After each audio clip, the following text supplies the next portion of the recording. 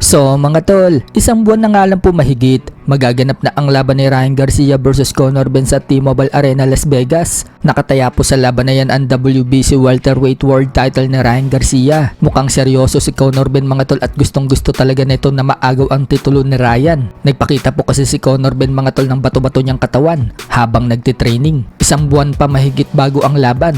Tiyak na mas magiging maganda pa ang kondisyon ni Conor Ben. Lumalabas po na dihado si Conor Ben sa labang kay Garcia, kaya pinupush po nito ang sarili niya para makuha ang 100% na kondisyon. Habang si Ryan Garcia, hindi naman nagpatinag kay Conor Ben. Nagpakita naman po ito na mabibilis na suntok. Sa tingin natin dyan mga tol, magiging counter puncher itong si Ryan Garcia. Agresibo po kasi si Conor Ben. Papasok at papasok po yan kay Ryan.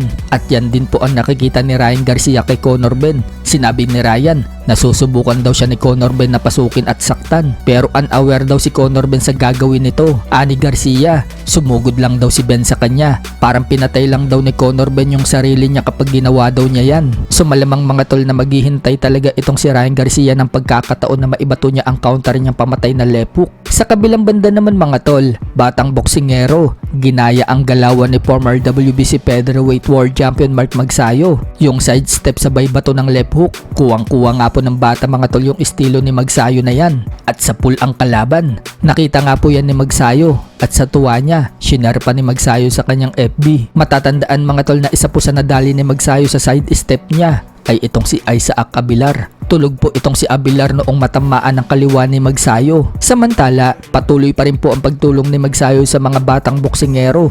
Namigay si Magsayo ng gloves, mouth guard at iba pang gamit sa boxing. Mas marami na ngayon natutulungan si Magsayo dahil sa itinatag niyang foundation. Sa iba pang balita mga tol, mukhang si Sebastian Hernandez na ang sunod na makakalaban ni General Casimero. Sa inilabas po kasing update ng promoter ni Casimero na si Koki Kameda.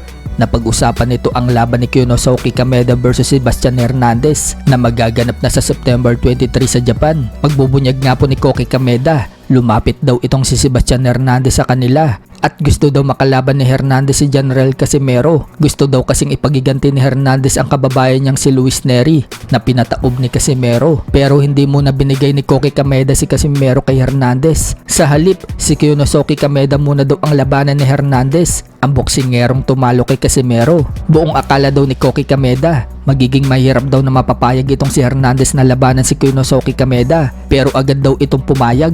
Kaya naikasa ang Kyonosuke Kameda versus Sebastian Hernandez. So baka ang mangyari dyan mga tol, kung manalo itong si Hernandez kay Kyonosuke Kameda, baka si Sebastian Hernandez na ang sunod na makalaban ni Casimero sa December. 判定で2対0か前線虚しく負け、また負けたけどでその後カシメロここもまあ負けるかなと思ってたけどなんとか勝ちよった。